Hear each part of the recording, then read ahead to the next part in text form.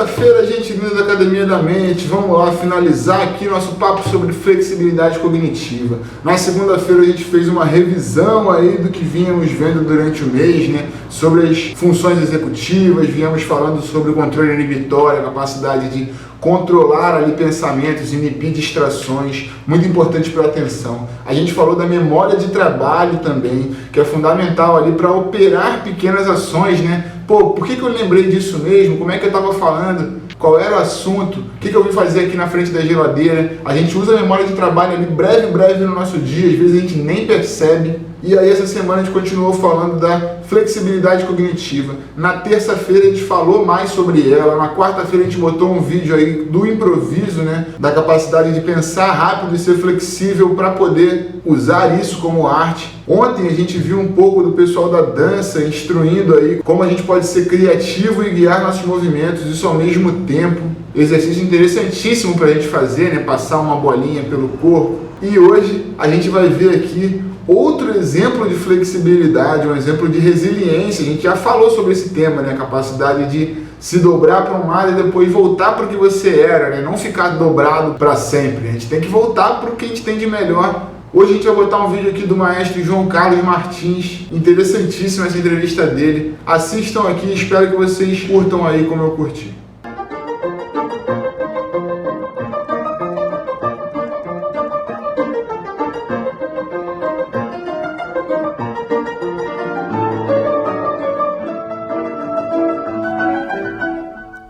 O pianista e maestro João Carlos Martins vem reaprendendo a tocar piano. Ele voltou a encostar os 10 dedos no piano com luvas biônicas, 21 anos após uma série de problemas e acidentes.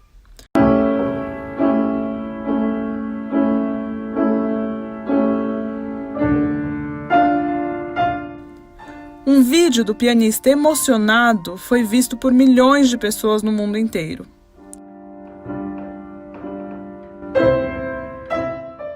Então foi a primeira música que eu toquei, e eu me lembro que eu chorei muito na hora que eu toquei, porque fazia 21 anos que eu não encostava os 10 dedos no teclado. Agora nós vamos ver o solfejo, na página 4.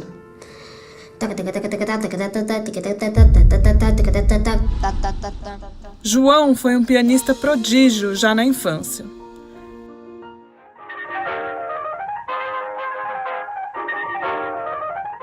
Meu pai gostaria de ser pianista, mas 3 dias antes da primeira aula ele teve um acidente e teve uma parte da mão decepada. Então ele não pôde nunca ser pianista na vida. Quando eu tinha 8 anos, ele comprou um piano e 6 meses depois eu ganhei um concurso nacional de piano tocando obras de Johann Sebastian Bach. Então parecia que eu levava jeito. Aos 13, iniciei a carreira nacional e aos 18, a carreira internacional. Parecia a vida dos sonhos.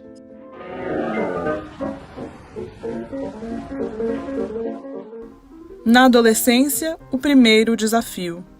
Começou a sofrer de distonia focal, que afeta músculos e causa flexões involuntárias. Eu já sofri um pouco de distonia, era a vida dos sonhos, mas eu descansava, dormia 4 horas antes de cada concerto e depois eu dava o concerto em plena forma, porque a distonia vai aparecendo durante o dia. Então sempre eu entrava num palco como se fosse 7 horas da manhã. Mas aí eu tive... Aos 26 anos começa a minha tragédia das 24 operações. Eu já tinha tocado com as principais orquestras do mundo, tocando em todos os continentes, levando o nome do Brasil. Mas aí eu tive um acidente jogando futebol. Ele jogava futebol no Central Park quando rompeu o nervo ulnar. O nervo controla a sensibilidade e movimento de parte da mão e do antebraço. Um mês depois, eu já estava com atrofia no 5º, 4º e 3º dedo. Fui operado no New York University Hospital, em Nova York, e consegui uma solução paliativa. E com dedeiras de aço, eu toquei por mais 2 anos. E alguns concertos eu acabava e tinha, inclusive, sangue nas teclas. Porque se o esforço era grande. Aos 30 anos, sentindo que não podia mais tocar da mesma forma, abandonou a música e a carreira. Dei um recital no Lincoln Center, em Nova York, e a crítica não foi boa. E eu falei para o meu empresário, ele tem razão. Eu chegava a fazer 21 notas por segundo.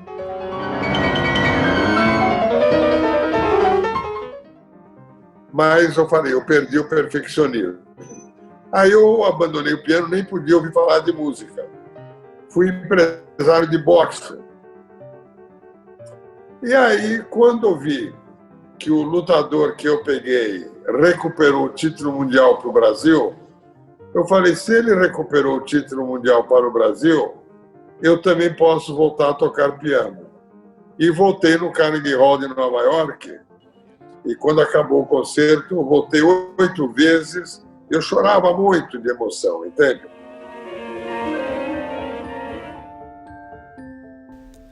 Alguns anos depois, foi diagnosticado com lesão por esforço repetitivo.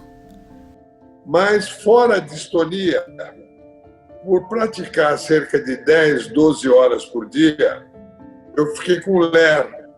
Aí tive que interromper a segunda vez. Com fisioterapia e cirurgias, consegui voltar novamente. Acabei a gravação da obra de Bach e, finalmente, aparecia a vida dos sonhos. Mas ele foi agredido durante um assalto na Bulgária e sofreu uma lesão cerebral. Teve de passar por 8 meses de tratamento para se recuperar.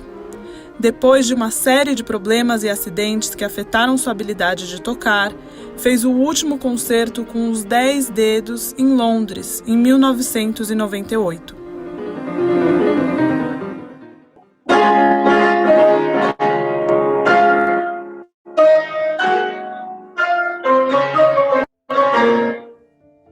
Muito bem.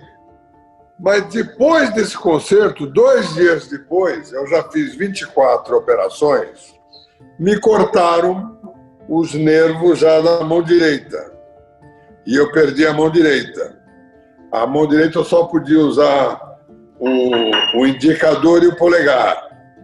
E com a mão esquerda eu fiz ainda uma carreira. Toquei na França, na China, em vários lugares.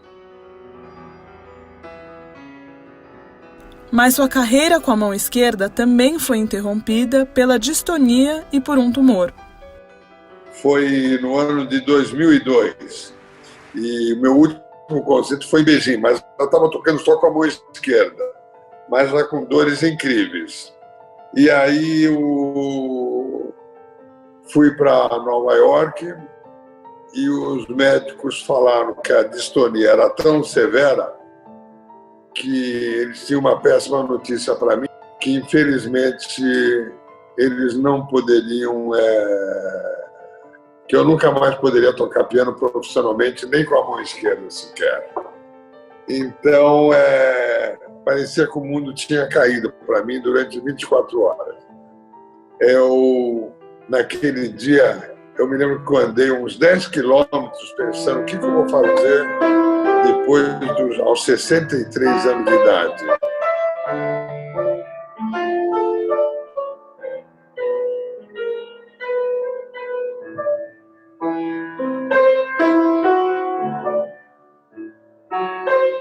Aí foi naquela noite eu dormi, tive um sonho com um grande maestro que falou, vai reger.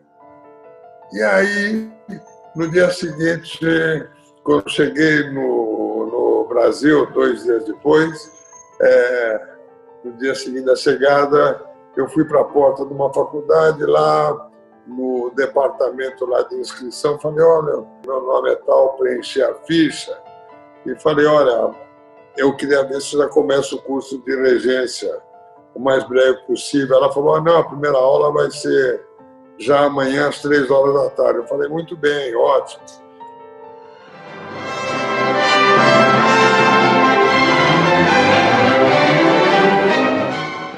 João Carlos Martins fundou a Baquiana Orquestra e regeu centenas de concertos. Até que um dia, em 2019, o designer industrial Ubiratã Bizarro Costa conheceu a história do pianista e maestro. Até que um belo dia eu vi que ele estava se despedindo das mãos, né? Ia fazer uma operação. Aí eu falei, pô, há tantos anos que eu faço produto maluco, né? Será que é tão difícil fazer alguma coisa, né, que possa ajudar, né? Eu achei aquilo incrível, né? Eu falei, não é possível, né? Uma coisinha, um adaptador. E aquilo ficou na minha cabeça. Daí, no dia seguinte, eu comecei a fazer. Eu comecei a gravar os vídeos dele tocando. Então, eu ficava tirando as imagens, né? E ficava tirando as medidas pela mão dele, porque eu imaginava que ele não abrisse mais a mão. Aí eu fiz um primeiro protótipo, né? Que era uma coisa, era um extensor, um negócio meio maluco. E aí eu fui tentar entregar, mas eu não tinha contato, mandei e-mail, mandei um monte de coisa, e ninguém nunca me respondeu, e ficou. Aí eu botei na minha estante aqui e ficou, sei lá, umas 2 semanas. Aí até que um dia eu vejo que ele ia vir tocar aqui na minha cidade. Eu estou em Sumaré, né, interior de São Paulo, né? E ele falou que ele viria tocar aqui no aniversário da cidade. Minha chance, né? Eu vou lá, vou tentar, né? Há 1 ano e 2 meses atrás, há 14 meses atrás, eu ia fazer o encerramento do Festival de Campos do Jordão, mas um dia antes eu tive um concerto numa pequena cidade chamada Sumaré. E um designer de produtos, ele não é nem fisioterapeuta nem médico, ele me trouxe umas luvas que ele achou que poderia me ajudar. Então eu pensei, não, fazer uma coisinha simples, só para ele tocar lá de final de semana, na casa dele, né? Não era para ele sair tocando, né? E eu nem imaginei que fosse dar para fazer tudo isso. E ele, nossa, pegou aquilo e destrinchou a luva, ele fez o diabo, ele não tirava mais, né?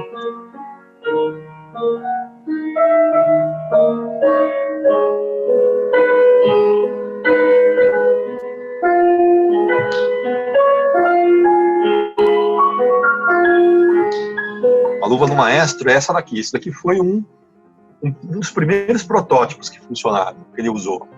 Então, como é que é? Essas hastes aqui, ó, elas funcionam, como eu falei, no esquema da suspensão, ou ele tem um metal que tem memória, então é tipo como se fosse uma mola. Então, quando ele aperta, ela puxa para cima, tá vendo? É simples, é bem básico, né? Eu, quando estou sem as luvas, hoje eu me sinto inseguro até para andar na rua, porque passou a fazer parte do meu físico. Então, eu sempre digo que as pessoas têm que cuidar do físico e, ao mesmo tempo, as luvas me ajudaram a cuidar da alma.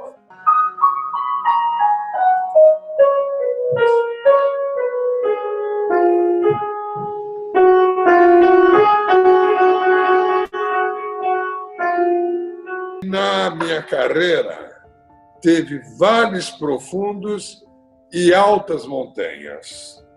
Então, eu sempre digo, quando você tem um vale profundo, você precisa ter determinação e não saltar para um abismo. E quando você pode ver uma perspectiva numa adversidade, você, em vez de saltar para um abismo, você constrói uma plataforma e voa mais alto. Quantas manhãs eu acordo, falo, sei lá se vai ser possível, sei lá, mas 5 minutos. Eu acordo como um velhinho de 230 anos e 5 minutos depois eu sou um garoto de 12 anos. E assim eu levo a vida sempre acreditando na esperança que você pode alcançar o seu objetivo.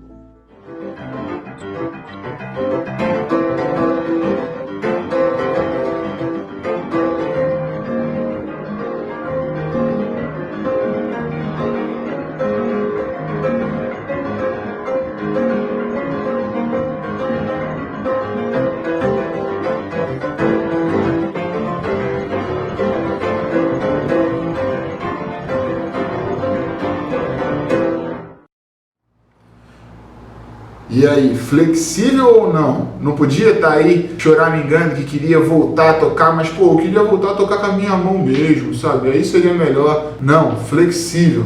Agora o que dá pra mim é pra tocar com as luvas, e ele não tá chorando porque ele queria tocar com a mão, ele tá chorando de emoção porque finalmente ele voltou a tocar como ele gostava, independente de estar com luva ou não. Ele não está reclamando, ele está agradecendo, né? E como a inventividade, a criatividade também é importante, né? Para a gente poder caminhar como humanidade, ajudar o outro. Isso é lindo. Vamos para os nossos últimos exercícios dessa semana. Lá na página número 4, começando, a gente viu o multiplica 6 lá em cima, que é bem tranquilo. Embaixo tem o tá ligado 2. A gente já falou antes do tá ligado 1, e esse tá ligado 2 funciona da mesma maneira. Ele está um pouquinho maior, mas temos ali dois grupos, a gente tem que ligar o que as palavras têm em comum. Então, Mônica do lado esquerdo, Dona Flor do lado esquerdo, Narizinho e Capitu. Do lado direito tem Jorge Amado, Maurício de Souza, Machado de Assis e Monteiro Lobato. Bem, eu lembro que a Narizinho é lá do sítio do Monteiro Lobato, então já ligo aqui. Opa, a Mônica, da turma da Mônica, aqui Maurício de Souza, a gente vai conectando quem tem a ver. Vocês vão fazer aí os dois grupos e no domingo a gente vai corrigir. Vamos para o exercício de baixo, chamado Palavra Abaixo. Assim, esse é um exercício interessante que vai trabalhar nossa capacidade de vocabulário, mas também nossa percepção visual, porque as cores se relacionam com as letras. Vejam lá que a primeira palavra é aquarela, afinal é um exercício de cores, né? Vou colocar até aqui na tela para vocês verem o enunciado. Ó. Observe as cores e as dicas para descobrir as palavras em sequência. Então, aquarela é a minha primeira. Aquele último A lá, por exemplo, aparece na linha de baixo, ó, a mesma cor e o mesmo contorno. Isso quer dizer o quê? Que eu posso botar na linha de baixo a letra A na mesma posição. Vejam que anterior a ele tem um azul preenchido com contorno rosa, né? Em cima, esse azul com contorno rosa é a letra E, não é? Então, embaixo, como ele tem o mesmo contorno e o mesmo preenchimento, eu vou botar nele a letra E. As letras vão me ajudar ali a descobrir a dica, porque a segunda dica é tom de azul. Se eu tenho ali, na segunda letra, o U, que veio ali do mesmo preenchimento e da mesma cor de cima. A terceira letra é o R, que veio ali, ó, do azul com contorno azul de cima. Algumas letras já apareceram. Que palavra cabe aí que responda a tom de azul? A palavra é turquesa, pessoal. Vocês vão conseguir colocá-la aí e todas as letras que eu usar de turquesa, eu vou usar embaixo para descobrir tipo de árvore. Assim a gente vai descobrindo palavra abaixo, palavra abaixo. No domingão a gente corrige. Espero que vocês tenham gostado dessa apostila. Flexibilidade cognitiva, importantíssimo para quem quer ter uma mente forte. Semana que vem a gente volta com a nossa apostila menor aí. Tem gente que não curte tanto, tem que ser flexível para encarar um desafio novo. Ela vai ser interessantíssima, um que a gente nunca fez antes. Muito bom. Até lá, gente linda. Domingão a gente tem a correção. Grande beijo.